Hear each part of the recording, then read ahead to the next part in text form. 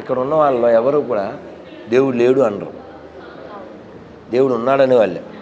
ఇప్పుడు వాడు దేవుణ్ణి ఇలా దండం పెట్టవచ్చు, కుర్రోడు కదా అని ఫ్లయింగ్ కిస్ ఇవ్వచ్చు, అంటే వాడికి ఫెయిత్ ఉంది.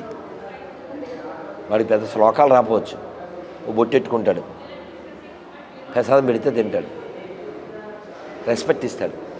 వాడు ఇంకా రెస్పెక్ట్ ఏమిస్తాడు? మెర్రీ కిస్మిస్ అంటే పాసిపోయిన కేక్ తింటాడు. అందుకే ఫ్రెండ్స్ ఫీల్ అవుతారు కదా, అందుకని తింటాడు.